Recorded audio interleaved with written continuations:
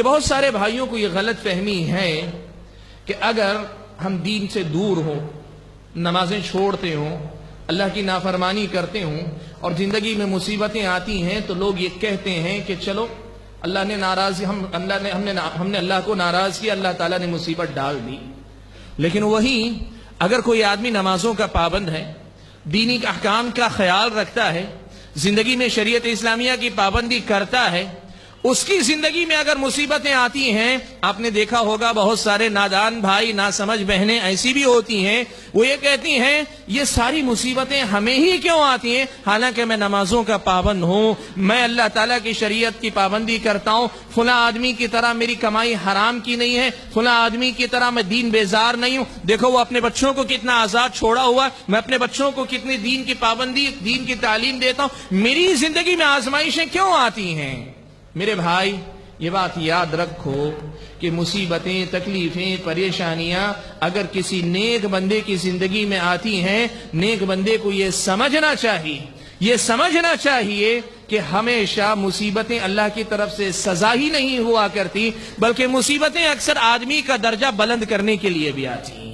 پیارے نبی صلی اللہ علیہ وسلم نے کتنی پیاری بات، کتنی بڑی بات اللہ کے نبی نے بیان فرمائی۔ کہا آپ صلی اللہ علیہ وسلم نے اشد الناس بلاء الانبیاء ثم الامثل فالامثل، دنیا میں سب سے سخت آزمائش انبیاء کی ہوتی ہے، اور پھر جو آدمی نبی سے جتنی مشابہت رکھے گا، جتنا زیادہ دیندار ہوگا، اتنی ہی زیادہ اس کی آزمائش سخت ہوگی۔ کیا مطلب؟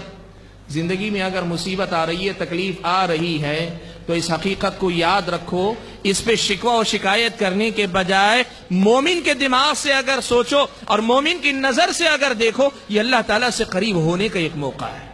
میں آپ کو ایک مثال دیتا ہوں، سنو۔ حضرت عمران ابن حسین رضی اللہ تعالیٰ عنہ، عمران ابن حسین رضی اللہ تعالیٰ عنہ بڑے جلیل القدر صحابی ہیں، اتنے نیک صحابی کہ پیارے نبی صلی اللہ علیہ وسلم کی زندگی کے بعد بھی فرشتے ان کو سلام کیا کرتے تھے، فرشتوں کا سلام سنا کرتے تھے۔ عمران ابن حسین رضی اللہ تعالیٰ عنہ، اللہ نے یہ کرامت عطا فرمائی تھی کہ فرشتوں کا سلام سنا کرتے تھے، اتنے نیک صحابی، لیکن آپ کو پتا ہے اللہ تعالیٰ نے انہیں کیسے آزمایا؟ زندگی کے 30 سال تک بستر پر لیٹے رہے، ایک ایسی بیماری نے آ لیا جس کے نتیجے میں سارا جسم مفلوج ہو گیا، سارا کا سارا جسم مفلوج ہو گیا، بستر پر پڑے ہوئے 30 سال زندگی کے انہوں نے گزارے، اور حالت یہ کہ قضاء حاجت کے لیے بھی اٹھ نہیں سکتے تھے، جس تخت پر لیٹے ہوئے تھے لوگوں نے اسی میں سوراخ کر دیا تھا، قضاء حاجت کا معاملہ بھی وہیں انجام پاتا تھا۔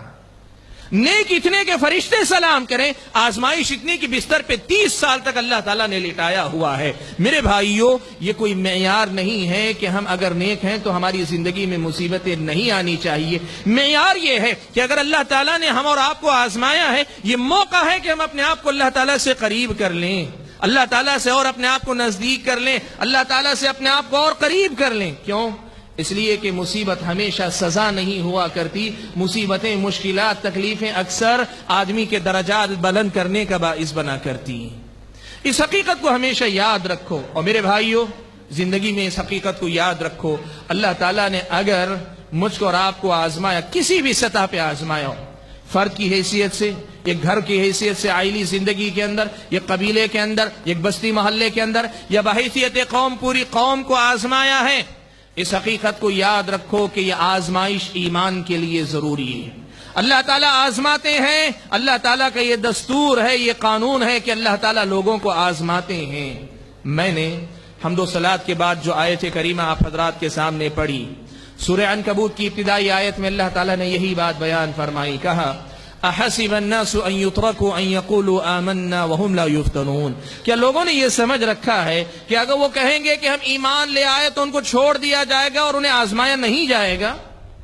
لوگوں نے یہ سمجھا ہے کہ ہم اگر کہہ دیں کہ ایمان لائے تو ہم کو چھوڑ دیا جائے گا، ہمیں آزمایا نہیں جائے گا؟ اللہ تعالیٰ نے یہ حقیقت بیان فرمائی، اگر کوئی ایسا سوچتا ہے، ایسا سمجھتا ہے، اس کا سوچنا، اس کا سمجھنا غلط ہے۔ وَلَقَدْ فَتَنَّ الَّذِينَ مِن قَبْلِهِمْ، اللہ تعالیٰ نے کہا دیکھو تم سے پہلے جتنے بھی ایمان والے ہوئے ہم نے ان کو آزمایا ضرور ہے، جب تم سے پہلے والے لوگوں کو ان کے ایمان کی وجہ سے آزمایا گیا ہے تو تمہیں نہیں آزمایا جائے گا؟ تمہاری زندگی میں آزمائش نہیں آئے گی؟ فَلَيَعْلَمَنَّ اللَّهُ الَّذِينَ صَدَقُوا وَلَيَعْلَمَنَّ الْكَاذِبِينَ۔ اللہ تبارک و تعالی دیکھنا چاہتے ہیں، زبان سے تم نے کہا ہم اللہ کے بندے ہیں، اللہ دیکھنا چاہتے ہیں کہ آزمائش کے وقت میں بھی بندگی کے تقاضے پورے کرتے ہو کہ نہیں کرتے ہو۔ تم کہتے ہو ہم نبی کے امتی ہیں، اللہ تعالیٰ دیکھنا چاہتے ہیں مصیبتوں میں نبی کی سنت کا خیال رکھتا ہے، نبی کی اتباع کو تم ذہن میں رکھتے ہو، نبی کے احکام کی پیروی کرنے کا خیال رکھتے ہو کہ نہیں رکھتے ہو، اللہ تعالیٰ آزمانا چاہتے ہیں۔ تم کہتے ہو ہم مسلمان ہیں، ہم فرما بردار ہیں، اللہ تعالیٰ دیکھنا چاہتے ہیں کہ تم موافق حالات میں تو مسلمان ہو، نہ موافق حالات میں تمہارا اسلام کس درجے کا ہے، تم کس درجے کے مسلمان ہو، کیا موافق حالات میں جو دعویٰ ہے نہ موافق حالات میں بھی ویسی ہی بندگی تم کرتے ہو؟ اللہ تعالیٰ یہ دیکھنا چاہتے ہیں۔ فَلَيَعْلَمَنَّ اللَّهُ الَّذِينَ صَدَقُوا وَلَيَعْلَمَنَّ الْكَاذِبِينَ۔ بھائیو، ایمانی زندگی آزمائش کے بغیر ادھوری ہوتی ہے۔ آزمائش سے ایک آدمی کا ایمان مکمل ہوتا ہے، آزمائش سے ایک آدمی کو موقع ملتا ہے کہ وہ اپنے آپ کا جو دعویٰ زبانی ہے اس دعوے کو عملی شکل دے سکے۔ زندگی میں یہ آزمائش ضروری ہے، اور قرآن مجید میں تو اللہ تعالیٰ نے یہ بات بیان فرمائی، کام حسبتم ان تدخلوا الجنہ وَلَمَّا يَأْتِكُمْ مَثَلُ الَّذِينَ خَلَوْا مِن قَبْلِكُمْ۔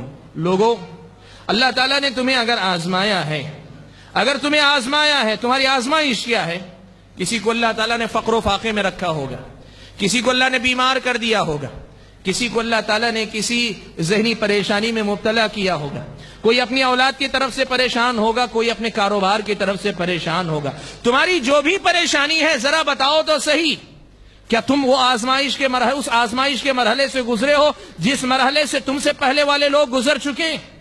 ام حسبتم ان تدخلوا الجنہ، کیا تم نے یہ سمجھ رکھا ہے کہ تم ایسے ہی جنت میں چلے جاؤ گے؟ وَلَمَّا يَأْتِكُمْ مَثَلُ الَّذِينَ خَلَوْا مِن قَبْلِكُمْ، حالانکہ ابھی تمہیں ان حالات کا سامنا نہیں کرنا پڑا جن حالات کا تم سے پہلے والے لوگوں کو سامنا کرنا پڑا تھا۔ بھائیو، شکر کرو اللہ تعالیٰ کا کہ اگر ہم آج آزمائش میں ہیں پھر بھی اللہ تعالیٰ نے ہماری ایمانی کمزوری کو ذہن میں، اللہ تعالیٰ نے ہماری ایمانی کمزوری کو کا حساب رکھ کر، ان کا حساب رکھتے ہوئے اللہ تبارک و تعالیٰ نے آزمائش کو بھی بہت ہلکا رکھا ہے۔ سنو، صحیح بخاری کی روایت ہے، حضرت خباب ابن ارت رضی اللہ تعالیٰ عنہ پیارے نبی صلی اللہ علیہ وسلم کے ان صحابہ میں سے ہیں جنہوں نے مکے کے ابتدائی دور میں اسلام قبول کیا۔ آپ کو پتا ہے مکے کے مشرکوں نے صحابہ کو بڑی سخت تکلیفیں دی۔ خباب ابن ارت رضی اللہ تعالیٰ عنہ وہ جلیل القدر صحابی ہیں جنہیں انگارے جلا کر ان کی پیٹھ کو داغا گیا، انگاروں پہ لٹایا گیا۔ مورخین نے لکھا ہے کہ اتنی سخت تکلیف کہ ان کی پیٹھ کی چربی نے انگاروں کو ٹھنڈا کر دیا۔ اتنی سخت تکلیف جھیلنے والے صحابی حضرت خباب ابن ارت رضی اللہ تعالیٰ عنہ اللہ کے نبی صلی اللہ علیہ وسلم کے پاس آتے ہیں۔ مکے کا دور ہے، اللہ کے نبی کعبۃ اللہ سے پیٹھ لگائے بیٹھے ہیں۔ خباب ابن ارت رضی اللہ تعالیٰ عنہ آ کر کہتے ہیں، اللہ کے نبی الا تدعو لنا الا تستنصر لنا، اللہ کے نبی آپ ہمارے لیے دعا کیوں نہیں کرتے، آپ ہمارے لیے اللہ تعالیٰ سے مدد کیوں نہیں طلب کرتے؟ تکلیف برداشت سے باہر ہو رہی ہے، پریشانی بہت زیادہ ہے، لوگوں کی طرف سے آزمائش بہت سخت ہو گئی ہے، اللہ کے نبی ہمارے لیے دعا کیوں نہیں کرتے، ہمارے لیے اللہ تعالیٰ سے مدد کیوں نہیں طلب کرتے؟ میرے بھائیو، زندگی میں کیسی ہی مصیبت میں ہو، نبی کے اس جواب کو یاد رکھنا۔ پیارے نبی صلی اللہ علیہ وسلم ٹیک لگائے بیٹھے تھے، سیدھے ہو کر بیٹھ گئے۔ آپ صلی اللہ علیہ وسلم نے حضرت خباب کو مخاطب کرتے ہوئے کہا، سنو، تم سے پہلے والی قوموں کا یہ حال تھا کہ ان میں سے ایک آدمی کو ایسے بھی آزمایا جاتا تھا کہ اسے لا کر گڑھا کھود کر آدھا اسے زمین میں گاڑ دیا جاتا، پھر اس کے بعد آرا لے کے اس کے سر پہ رکھ کے جیتے جی زندہ انسان کو دو ٹکڑوں میں بانٹ دیا جاتا تھا، پھر بھی یہ چیز ان کو ان کے دین کی طرف سے نہیں پھیرتی، وہ دین پہ جمے رہتے تھے۔ یہ بات سنانے کے بعد اللہ کے نبی نے ایک جملہ کہا، بھائیو اسے اپنے دل کے کانوں سے سنو۔ اللہ کے نبی نے حضرت خباب کو مخاطب کر کے کہا، وَلَكِنَّكُمْ تَسْتَعْجِلُونَ، خباب تم جلد بازی کر رہے ہو، تم جلد بازی کا ثبوت دے رہے ہو۔ بھائیو، جو انگاروں پہ لیٹ کے آیا ہے نبی اس کو فرماتے ہیں کہ تم جلد بازی کر رہے ہو۔ میری اور آپ کی زندگی میں ایسی تو کوئی آزمائش نہیں آئی، اللہ نے ہماری آزمائش اتنی سخت نہیں رکھی، چھوٹی چھوٹی معمولی باتیں، بہت بڑا بھی مسئلہ ہو، بیماری ہے، فلاں ہے، فقر و فاقہ ہے، بہت چھوٹی آزمائش ہے۔ ان مصیبتوں کے مقابلے میں اگر نبی خباب ابن ارت کو کہتے ہیں تستعجلون، تم جلد بازی کر رہے ہو، تو پھر میرا اور آپ کا یہ گھبرانا، یہ بے چین ہو جانا، یہ پریشان ہو جانا، یہ بے قابو ہو جانا، اس کی حیثیت کیا ہے؟ بھائیو، زندگی کی سچائی کو یاد رکھو کہ اللہ تعالیٰ جو جنت مجھ کو اور آپ کو دینا چاہتے ہیں بہت قیمتی ہے، بہت قیمتی ہے۔ اللہ کے نبی نے کہا الا ان سلعۃ اللہ غالیہ، لوگوں سنو، اللہ تعالیٰ نے جس سامان کا تم سے سودا کیا ہے وہ جنت ہے اور یہ بڑی قیمتی ہے۔ اتنی قیمتی جنت کو کیا تم ایسے ہی حاصل کر لو گے؟ ام حسبتم ان تدخلوا الجنہ ولما یأتکم مثل الذین خلوا من قبلکم، کیا تم نے یہ سمجھ رکھا ہے جنت میں ایسے ہی چلے جاؤ گے؟ حالانکہ ابھی تمہیں ویسے نہیں آزمایا گیا جیسے تم سے پہلے والے لوگوں کو آزمایا گیا تھا۔ میرے بھائیوں، جو بات میں آپ کو بتانا چاہتا ہوں بہت واضح، بہت صاف ہے کہ زندگی میں مصیبتیں، تکلیفیں، پریشانی، مسائل اگر آتے ہیں، یہ زندگی ہے، ان کو لے کر چلو، ان کا سامنا کرو، ہر حال میں اللہ تعالیٰ کی بندگی کا ثبوت دو۔